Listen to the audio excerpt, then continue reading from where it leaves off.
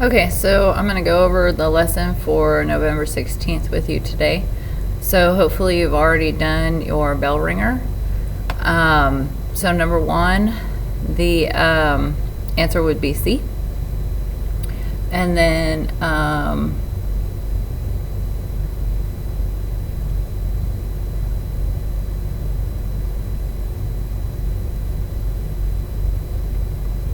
I'm sorry, I was reading the second one. The second one, number two would be to, it would be C, to inform. So the first one is C, to persuade, and the second one is C, to inform. Okay, moving on. We are going to go through creating a body paragraph today. So I'm just going to go through this really quickly with you. So you have to have quotations or concrete details in your research. It's called direct quotation or parenthetical documentations. That's the literary terms for it. When I talk about direct quote or parenthetical documentation, it's the same thing as quotations or concrete details. But anyway, quotes can enhance your research paper, but too much quoting probably means you haven't learned the material. So you only want to use direct quotes when the author's words are especially vivid or factual. And you have to give your credit source for where you got that information from, otherwise it is plagiarism. It's not an option. You have to have it in the body of your paragraphs, in the body paragraphs of your research. So that's why I'm going over it, because we're talking about body paragraphs. And then you should not all quote from the same article. You need to use different articles or different sources for your quotations. All right, there's different types of quotations. There's a full quotation where you rewrite the quote and add the citation at the end. There's a partial quotation where you leave out parts of the original quote and replace it with the ellipsis, and that's 3 dots, which I'll show you in just a minute. An embedded quotation, which is where you take the original quote and it's surrounded by your words, either before or after it or both, and that draws the attention to the quote. There's a quote with a change, so you can change a word or words, but you have to put brackets around whatever's changed, and you'll see that in the notes and the examples that we do here in a minute. You can change a word or words, but you cannot change the meaning of the quote. Okay, so we'll go over that as well. All right, so maintain rules of quotations. There's 9 rules of quotations. You maintain the quote exactly as it appears in the original. If you need to make any changes, you do so within brackets. So whatever word or words you change, you put these little brackets around it. You cite your source at the end of the sentence, regardless of where the quotation ends. So you finish your sentence and then put your citation. Within the parentheses, there should be no punctuation mark. So a lot of you might put like the author's last name and then a comma. No, there's no comma in the parentheses. You use only 1 period per sentence at the end after your documentation, which I'll show you. You use a comma to introduce and conclude an embedded quotation. Again, I'll show you. If your quotation occurs at the end of your sentence, you use no punctuation inside the quotation marks. If there's no author name for your article, use the title of the article. So I'm going to put that one in bold because that's probably the one you're going to be using a lot. And then use an ellipsis, which is these 3 dots when taking words out of an original quotation. So if you leave out words or you delete words, then you're going to replace whatever you delete with the ellipsis. And again, you'll see that in this practice that we're about to do. So here we go. We're going to practice this, but I'm going to change this because I want us to practice with no author, because some of you might encounter that. So I'm going to just change this to none given. And I'm going to say that we found this. I'm going to change this so that we have an article to go by. And I'm going to put the yellow wallpaper. Okay, so this is, actually it's analysis, my bad. Analysis, okay. So this is the quote that we're given, and we're going to make a full quotation. So if you go and you look at your notes, you rewrite the quote and you add the citation at the end. So all we do is we take this that we're already given, the quote, and we copy and paste it into the box. And then we have to add our citation. So your citation is where you're giving the author credit. So since this one has no author given, we're not going to put an author because we don't have one. So if you go back and you look at your rules, the one that I just bolded, if there's no author, then you use the title. So we're going to have to write out the whole title.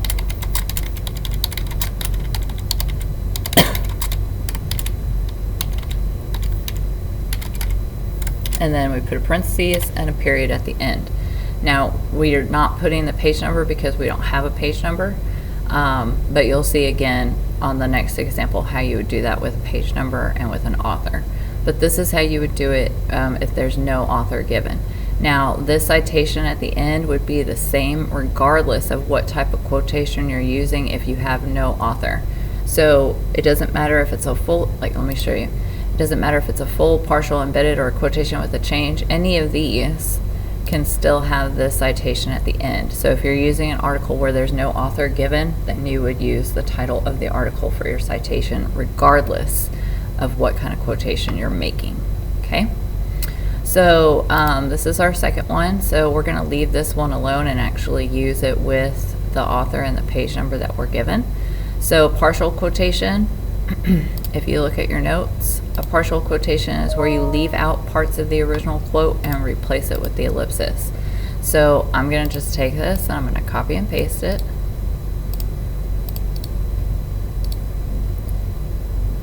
And I'm sorry for the video quality, you guys, but this is the only way that I could record this without paying money. So, sorry.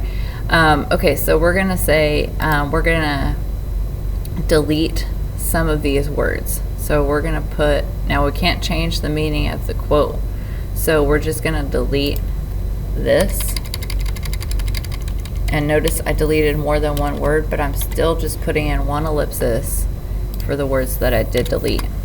Okay, so it doesn't matter if you delete one word or 5 words, if they're all together, you put in the ellipsis. Now, if I were to delete another word over here, then I would have to put in another ellipsis. If all the words are together in the same spot, then just one ellipsis. So anywhere you delete a word, you replace with this. Okay, and then you're going to add your citation, and in this case, we have an author, so we're going to put his last name, SCH, and we have a page number, so we're going to put that. Notice I did not put a comma. There's nothing in the, no punctuation in those parentheses, and then a period at the end. So that's how you do a partial quotation. You just delete whatever you're deleting and you add the ellipsis. But again, you cannot change the meaning of the quote. All right, moving on. This is going to be an embedded quotation. So this one, you take and you put your original words surrounded by the quote. So you're going to put words before or after or both. So I'm going to put according to Bausch. The easiest way to do it so that you don't have to do the citation again at the end is just to state the author in the beginning, or I could put according to whatever the article title is. Okay, so I could put according to the Yellow Paper Analysis if I didn't have an author. All right, so according to Bausch, comma, quotations, and then we're going to put in our quote. And when you put your quote in, you can leave it as a full quote, you can make it a partial quote, you can change the quote. It doesn't matter as long as you've got words before or after the quote. So I'm trying to change the color here. All right, so now everything is all the same. It's all done except for the citation. So we need to change that, but I want to change this to match my font. So I'm going to change that. All right, now citation at the end is the same as what we've been doing, but since we already stated the author at the beginning of the quote, all we need to do is put our page number. Excuse me. Now, if you had put your article title here, you would still need to put the article title here in the parentheses, just to make sure that you are not plagiarizing. All right, and again, this could have been a partial quote in here if I wanted to, but because I have words before it, makes it embedded. All right, moving on. This one is going to be a quotation with a change. So this one, all we have to do is change a word or words and put brackets around what we change. So I'm going to, again, copy and paste it.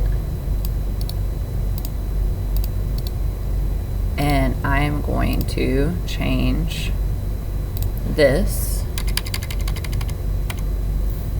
to girl, and the brackets are on your computer, I promise. I'm using them right now.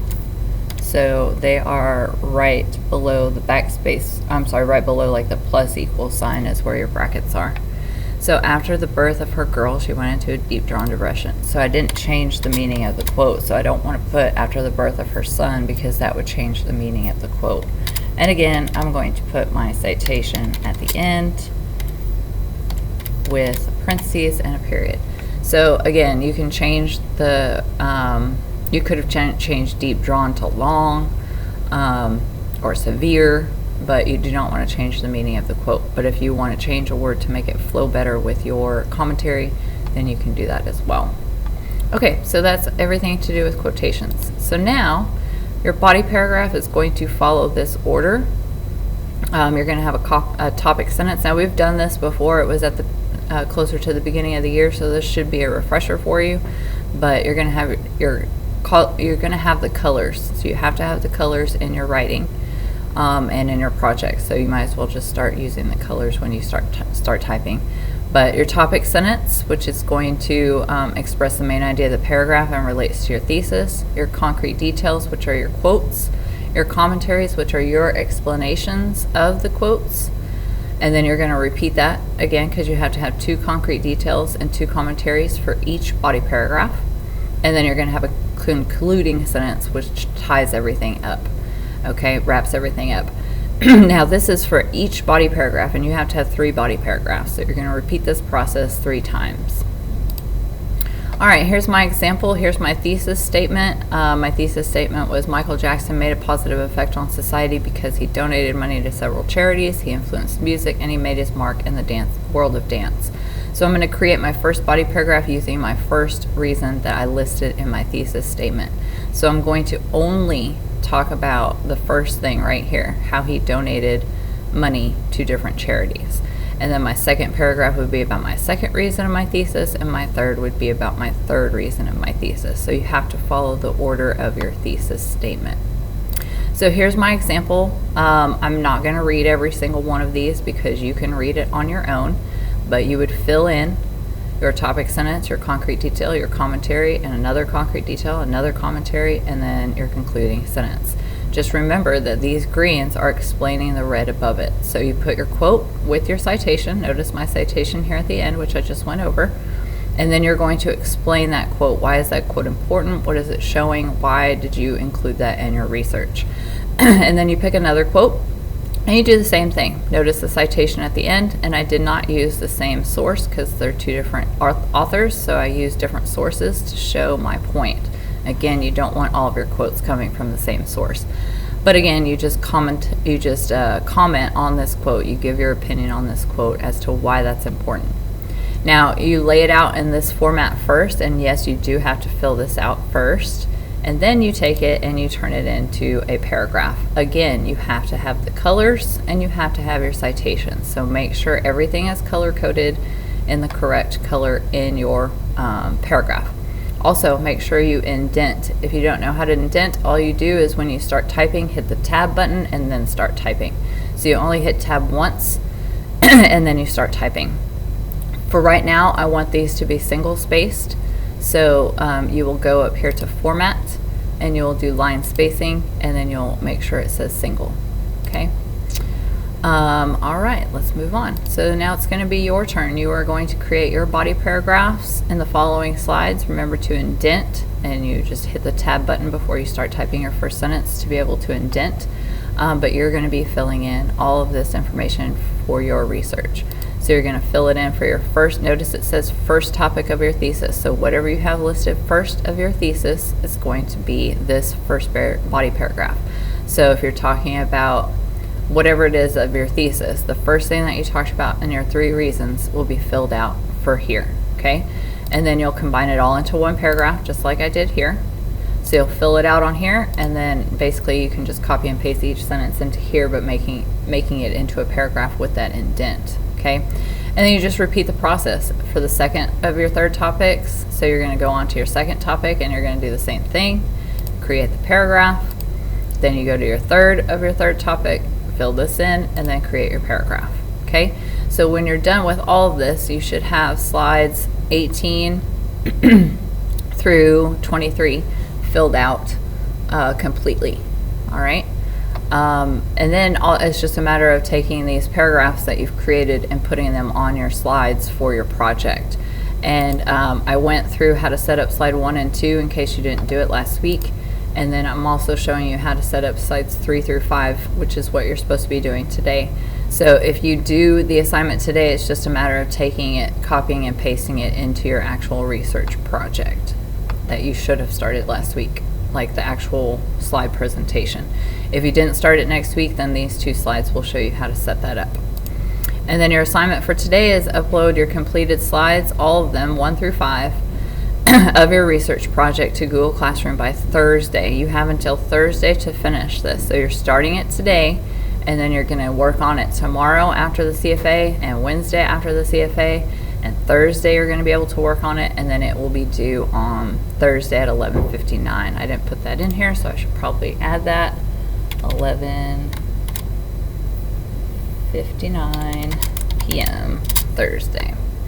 So you have plenty of time in which to get this done, especially if you've already been doing your work up until this point. It's just a matter of actually taking it, typing it out, and then copying and pasting it into your actual project, into your actual presentation. Okay. And just a reminder, we are almost done with the research project, so if you haven't done anything, you're severely behind. We are going to be turning this in a week from tomorrow. So I'll say that again, the whole entire project is going to be due a week from tomorrow. So on the 24th is when you're going to be turning in the entire project. So you do still have time to catch up, but you are putting yourself in a bad spot right now because the assignments are just going to keep stacking up on you. This is also going to count as half test grade. So let me go ahead and add that on here. And well, not all, but some of the other assignments that we've been doing have been counting as half test grade as well. So like I was saying, you do still have time to catch up, but these assignments are going to start coming up on you. So you really need to get caught up. If you are not, you need to start using your time wisely to get caught up, because we are almost done with this project and it's a significant chunk of your grades this 6 weeks. So you really need to consider getting it done. Anyway, if you have any questions, just let me know, but you should be completing the rest of these slides. You should be completing slides 13, well, 13 through 16 are notes. So you need to complete slides 18 through 23, and then take those paragraphs that you created on slides 19, 20, and 23 and attach those, or copy and paste those into your project that you should have already started, and submit your project to Google Classroom. I do not need the interactive notebook turned in. I need slides 1 through 5 of your research project turned into Google Classroom by 11:59 on Thursday the 19th, and that's going to count as half a test grade. So that's what I need turned in, is the actual slide presentation that you've been creating with slides 1 through 5. Okay, and then these videos right here on slides 24 and 25 will show you how to set those up so that it's done correctly. So watch those videos. They're only 3 minutes each, so watch those to see how to set up your slides. If you have any questions, let me know.